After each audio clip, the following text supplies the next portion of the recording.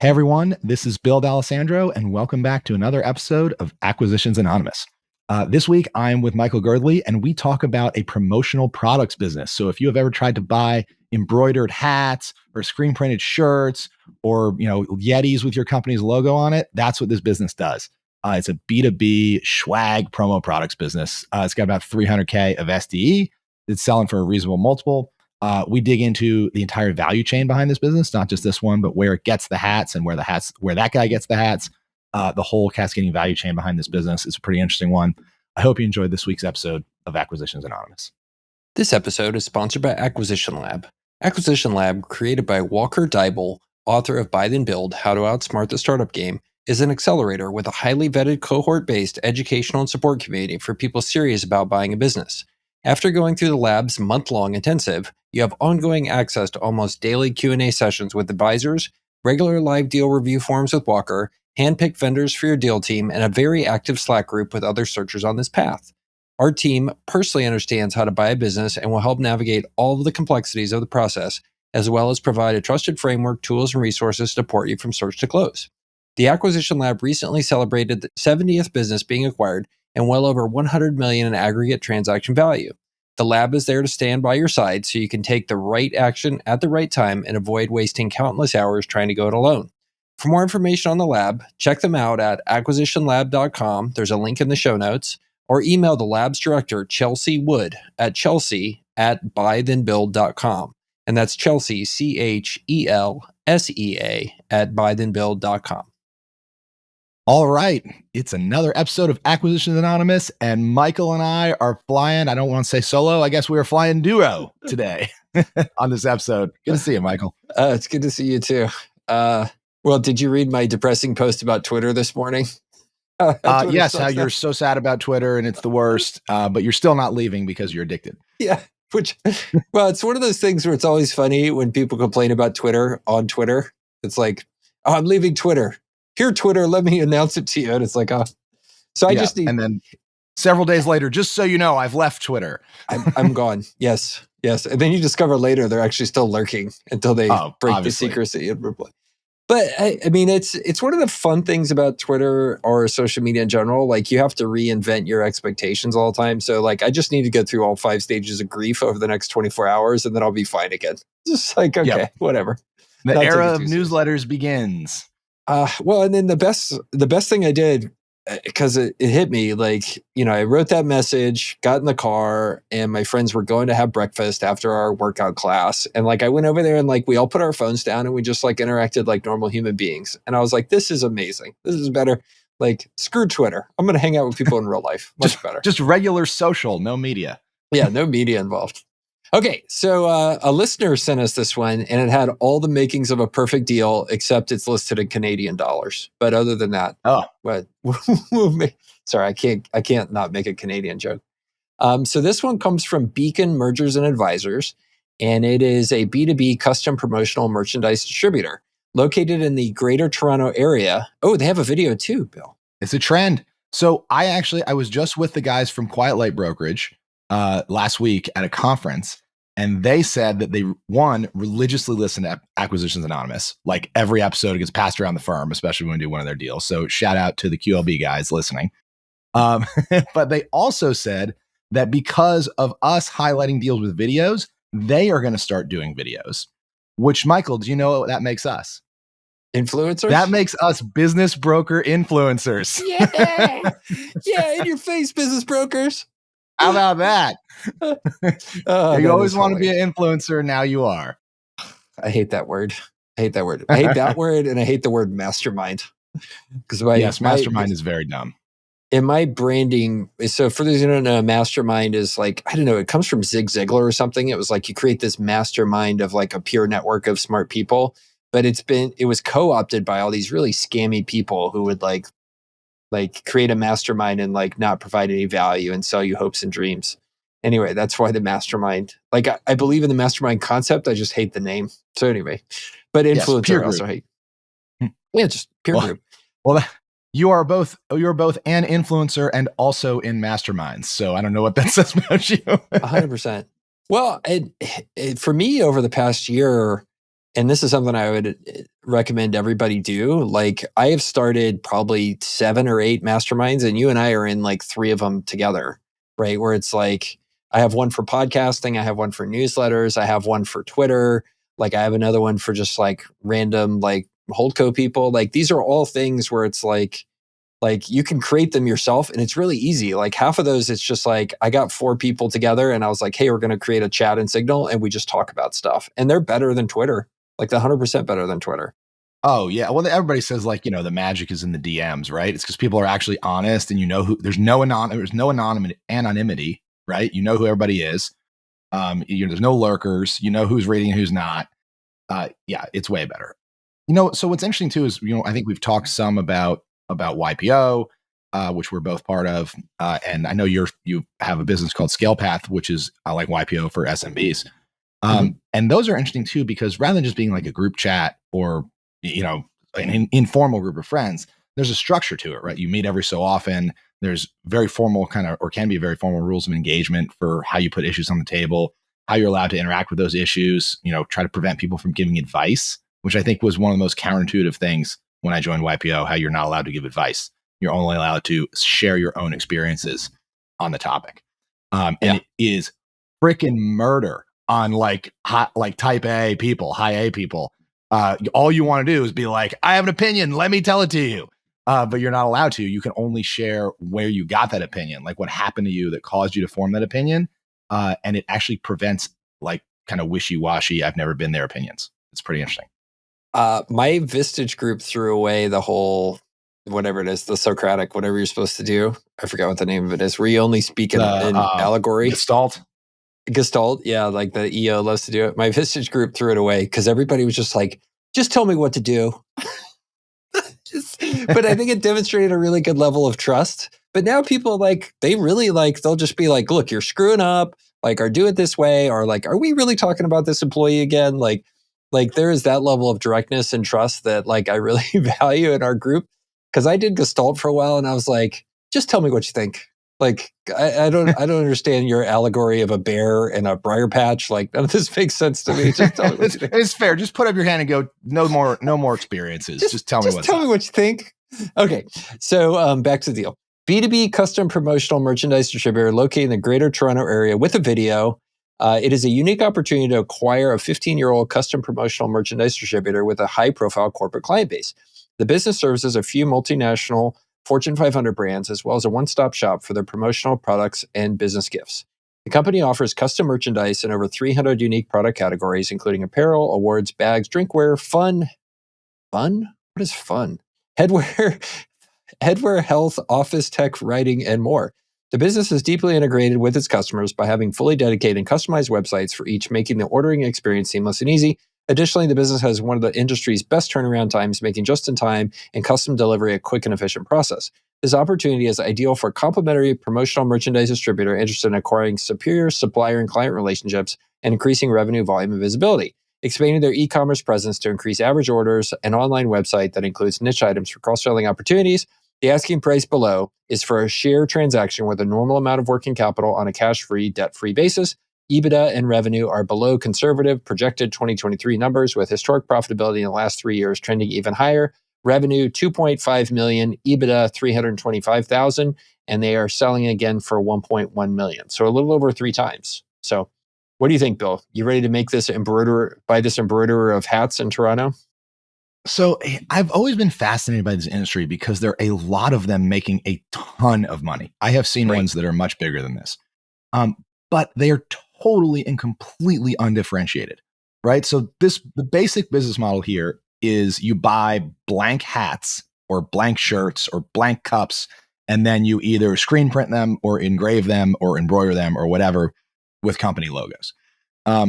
That being said, I have just seen people crush it. I know a guy who bought a t-shirt. It's basically a t-shirt business. They make corporate apparel. They'll embroider a polo for you, or they'll print, screen print custom corporate t-shirts. He bought it for like $100,000, and he's doing, 1 or 2 million of EBITDA now, like 2 years later, just because he's good at marketing and SEO, because the market for this is really big, right? Yeah. And it's kind of evergreen. Like, you buy swag this month, and like next quarter, you need new shirts for the next offsite. Yeah. So I have a buddy that owns one of these. He goes on my guy ski trips, which you'll hopefully go on one someday when you're not busy with better stuff to Yes, do. stop scheduling them when I'm having children. so, so, but so he owns one of these, and I look around, and the last one had about 15 of us that were like CEOs and some W2 folks, but different types of folks there, but a lot of business leaders and executives. There were three of the people that were on the phone all the time, taking calls 24/7. My buddy that owns one of these businesses was doing that. And it clued me into it's a very similar business, exact same thing. He lives half a mile from my house. And like what it clued me into was the differentiation here is not around the product at all. It's around the relationships and the customer service that he provides these people. And like they get in with HEB or, I'm just throwing out big corporate names here in San Antonio, Frost Bank. I don't even know if those are his customers, but like they become their guy. He's their guy and they call him. And it's interesting as to why. I asked him why. Like, why do they choose you? Like, they could just go on the website and get this stuff for cheaper. And he said it works like this. The buyer of this stuff, if they're putting on like sponsoring the local marathon and the bags show up and HEB is misspelled as HBE, that is a huge, huge problem that the marketing manager is going to get fired over. And so they want a throat to choke of somebody to call if things are going to go wrong, and they're willing to pay a premium for that customer service. And I was like, oh, that's why these businesses operate. They're like agencies, but they just, instead of giving you SEO, they're giving you embroidered hats.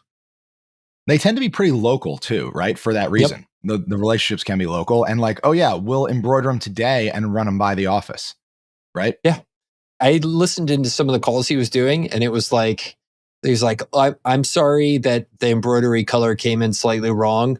How do we fix that for you? And it was all this kind of just very much like, let me get my print shop going right now, and we'll get this fixed over and replaced you in a couple hours. Like they want that level of handholding, and they'll pay a premium for it. Yep. I mean, there's definitely, it's funny. This seems to be like the last thing that people think about when they're planning an event or realize they need shirts. They're like 3 days before, oh shit, we need shirts. Right. And like the reason I know this is because we've bought them for our business. And I, because I'm a very online person, I just type into Google, like, embroidered shirts or whatever. And you hit the big boys, the 4M prints of the world, the Vista prints of the world. There's a bunch of them. And they're like rush shipping is like in bold. It's like the primary customer value proposition of these big boys is like, we will get it to you very, very quickly. Which tells you that that's what this industry is about. Yeah. Well, you pay for it. Our fireworks business has graduated to using a firm like this for their swag, and our swag game has gone up like crazy. One of the things that they've done, higher which quality, was or just more of it? More of it, quality. And what I think part of the challenge is when you do swag as a small business, you end up with a lot of stuff that people don't want to wear or don't want to use.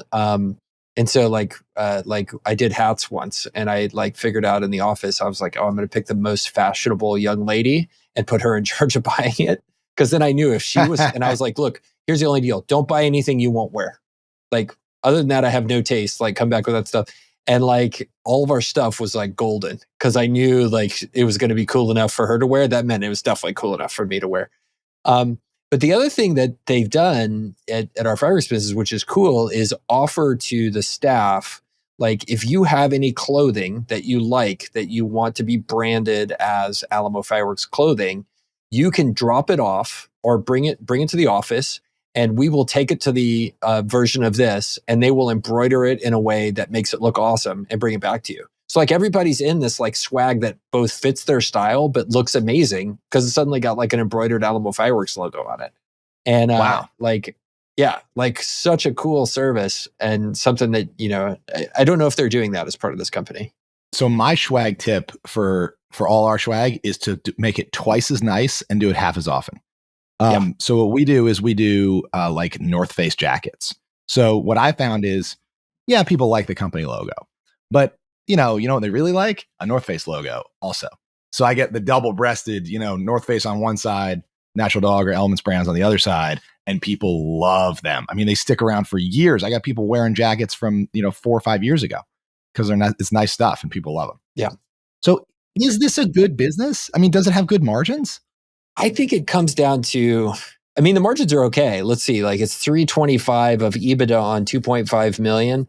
I mean, I would definitely be interested in how much equipment they have inside of their shop, right? Because my other buddy owns a Fast Signs franchise. Have you ever looked into Fast Signs or I like, haven't looked, yeah, but I know it. they have, I mean, it's great. It's like this, and it's this, but for signs. And they have equipment everywhere. Like you go into a shop and there's like embroidering machines, cutting machines, CNC machines. You know what else he does? He could do like pinstriping on cars. So their cars are like totally pinstriped out. I'm like, do you really need a racing Yep. stripe? It's a Lincoln. Like maybe you should calm down a little Right. bit there. Right. um, so but I think I would be very much interested in what is actually SDE here, rather than EBITDA, because it would not surprise me if a lot of your cash is tied up not only in inventory that you're keeping on hand for quick turnaround, but also in machinery and capital done there. And that's the first Yep. place I would go in terms of thinking about this business. As a multiple of EBITDA, great. I'm curious, what's the multiple of SDE? That's fair. And you'd have to understand maybe you're getting a bunch of really nice equipment in the deal, or maybe the stuff is on the edge of falling apart and needs to be, you need $500,000 of CapEx over the next 5 years. $1,000,000%. That being said, if you get a ton of equipment, right, and it's not fully utilized, that can be a great, scaling opportunity. If it's either not fully utilized or you're not in enough lines of business. Like, hey, Yep. what other things can I embroider that's not custom apparel? Right. Right. And I don't know off the top of my head, but that would be a great thing to think about for this one. Yeah, you specialize in fireworks company crap. So another interesting thing about this is you would think that you have to maintain a bunch of inventory.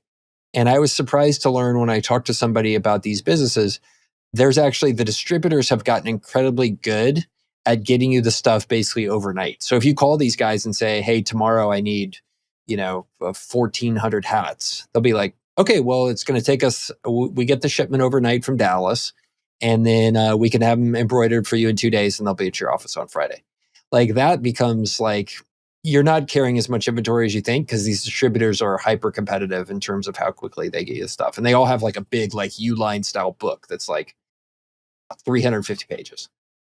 So it's so interesting when you think about the value chain on this thing, right? So these guys, which is the distributor, probably like last touch, customization and embroidering, right? They're operating at a 15% net margin. But behind them, as you mentioned, is this whole network of the people who sell the blank hats and the blank shirts and all that stuff, right? And that is also, I would think, semi-commodity market wherein speed of delivery and customer service matter a lot. I can't imagine those margins are really that awesome. And then, what are those businesses? Those businesses are arbitrage between selling to the distributor that does the customizing and the Chinese factory, I imagine. Right. Well, I'm sure all of this is Chinese. They're all cups and hats and stuff like that. 100%. It's all Chinese. So that business is basically an importing business, and it's entirely B2B. And they've kind of said, we're going to fragment out. We're basically going to outsource our end customer delivery to this entire other class of businesses. Right. So if you're the customer and you're buying an embroidered hat, you've got the customizing distributor, then you've got the basically importer of hats, and then you've got the Chinese factory. Like it's just amazing to think of the number of layers in value chains between the manufacturer and the customer. Yeah, I would be willing to bet, and I've never dug into it. I'd be willing to bet that there are a handful of very large distributors of this stuff, probably national, and it looks a lot like the plumbing distributors or the electrical distributors. It's very consolidated because there's huge economies of scale for that kind of stuff. And yeah, and then this last mile part of it, I think it comes to what you're talking about. Like this is a good business, but you're probably going into it buying yourself a job because it's your relationships that are your moat, right? And that's how I would go into my mind thinking about this. And look, if my day job, dream job, and it would be tap dancing to work, would be answering the phone all the time, developing relationships with low-level marketing managers at these different companies or small business CEOs, being there for them 24/7. And that's my job. That's what I do. If that seemed like the tap dance to work opportunity for me, spoiler alert, it is not. I don't like phone calls. Don't call me. So like scheduled phone calls, great. But like if that was tap dancing to work, like this is a great business. This is a perfect one to be in. But you also have to wonder, like, why buy it if you're in that case? Like, Yeah, this does feel like buying a job a little bit. Because the other thing you got too is you got the top down pressure from the very online, the four imprints of the world, the people who are national and really good at SEO and paying tons for paid ads, and they've got really high LTVs and they're willing to finance it because their product catalog is way bigger than yours can ever be, and they're really good at email marketing. So you got that top down pressure that would scare me. And I'm not saying these businesses will go away, but I think that's going to keep a lid on your growth. 100%. Well, and you're gonna do like a typical agency. I would not go into this thinking you're gonna make this any bigger, right? It's like you're gonna take, you're gonna top out at the capability of your ability to maintain personal relationships, and that's why this is a $2.5 million business. Like Brent Rashore says, like small businesses are small for a reason. The reason is like that's just the dynamics of how this business works, and why the big distributors aren't in this business, as you talk about, and they've pushed it all out to these individuals. Look, it's a great life if you can make $200,000 a year printing T-shirts from people. Like more power to you. Like that's great. Could be worse. Yeah, or you could own a Lincoln with a big pinstripe on it, like a racing stripe. Like why the hell not? I think to their credit, the guys at Beacon M&A, the broker here, seem to understand that because they put on here in the listing, the opportunity is ideal for a complementary promotional merchandise distributor interested in acquiring superior supplier and client relationships and increasing revenue volume, or expanding a new area even. So like, I mean, imagine if you were in, I don't know, this is in Toronto. Imagine you were just over the border in the States. I'm going to reveal my horrible lack of Canadian geography, but I believe, like Michigan would be like right across the border, roughly, right? Or New York, which is closer. I don't know. This is all the Canadians are going to tweet me. This I is have terrible. Canadian Sorry, employees Maytel. now, who are definitely going to cancel us. But yeah, no, people don't realize like how far south Toronto is. Like it's further south Detroit. Like you actually go from Detroit into. Are you familiar with this? You go from Detroit into Canada. You actually go south. I'm clearly not, Michael. It's fascinating. Yeah, it's fascinating. And it's also interesting with Canada how like each one of the provinces, they're more connected with the US across the border than they are connected with each other. Like, and that's why like the personalities of Vancouver versus Montreal versus Toronto versus kind of the Edmonton, Calgary area, they are almost like I know people and have done business in each one of those. And like the people in Toronto are radically different than the people in Calgary. And then Vancouver's like might as well be Portland. Like it's just like it's Yeah, just super weird. it is But yeah, weird. Canada. I'm sorry, I just rambled about Canada. I find it a fascinating place full of Canadians. Have you ever done a deal in Canada? Uh, nope. I've looked at a few. Did diligence on two, and both of them blew up. Yeah, one of them because it was just like it was mostly because of like culture. We were just like, oh, this. I learned a lot about Vancouver culture. Like it's just totally different. Toronto's a different Totally planet. not like Toronto's based, Texan culture. uh, like America, like like hey, like mission for this whole like we take it for granted. I think in America that it's like mission first. You're part of a team, that way. And then there's some workplaces, but it's not common where it's like, oh no, like me first, community for second, then mission third. And like, kind of what I would describe as the way Twitter was before Elon bought it. It's like, oh, this lives to serve the employees, not vice versa. Yep. Um, and that gets you in trouble eventually because you don't make any money and you don't achieve your mission. But like it was very much that. Like we went in to go visit this company and like everybody got quiet like at 3 o'clock in the afternoon, and like the lights got turned down, and like, I was like, why is everybody whispering? Oh, it's because the dog was having a bad day, the office dog, and he needed to take a nap. I was like, what the hell is going on here? Get the dog, put the dog in the hallway. And also, why do we have an office dog? I don't understand this Oh at my all. goodness. Yep. Like, get to work. I don't even work here. You guys all need to get to work. Oh boy.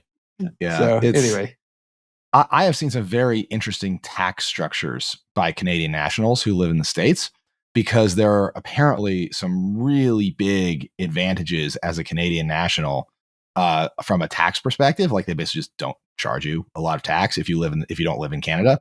unlike the long arm of Uncle Sam that will get your ass no matter where you live in the world, as long as you have that sweet United States passport. If you are Canadian, if you don't live there, they really don't ding you. So I've seen a number of Canadian businesses that are like a Canadian holdco, but then the founder lives in America and they want to be an American business and they want to have American business credit cards and all that stuff. So they spin up a United States LLC.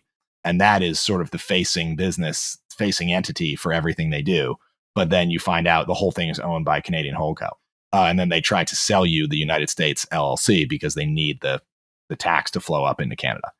Yeah, you're just like, oh, I need a different lawyer for this. I'm just gonna keep paying taxes. Awesome. Okay, I don't know if we have anything else more to say about this one. I think it's a good business. Like people are going to keep buying swag.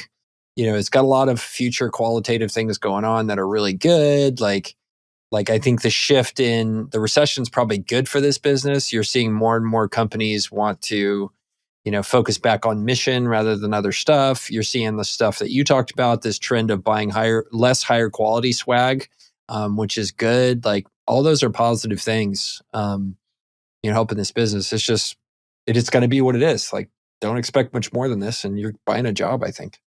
I have seen some swag businesses absolutely kill it since COVID because all of these remote employers now want people to feel connected. And so they buy way more swag boxes that they send to all their employees because they're not coming into a branded corporate office every day.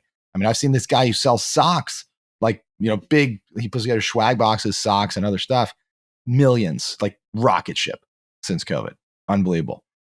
So, I mean, yeah, I don't think this business is going anywhere at all. I just think it's never going to be massive. Yeah. Well, and then you have to think about if you're buying yourself a job, is 3 times EBITDA there? And then definitely like, what's the SDE? That's what I want to know. How much am I really? I bet you when you look at it, I bet this guy's really, our gal, is really pulling down about 175 or 200, and this is a really expensive price after amortization and all the capex and everything else. Well, actually, I bet you it is. I bet he's making. If anybody looks at this, I bet, and it's usually a man doing these businesses. I'm sorry, but it's she is doing 220,000. And why do I think it's 220,000? Because that's 1/5 of. It'd be 5 times EBITDA. That's 1/5 of 1.1 million. That's my humble guess of how they got to 1.1 million. We'll see. I'm sure someone will look at it and let us know. Let us know. All right. Let us know. Let's wrap this one up. Thanks for coming to another episode of Acquisitions Anonymous, the internet's #1 podcast on buying, selling, and operating small businesses. We will see y'all next episode.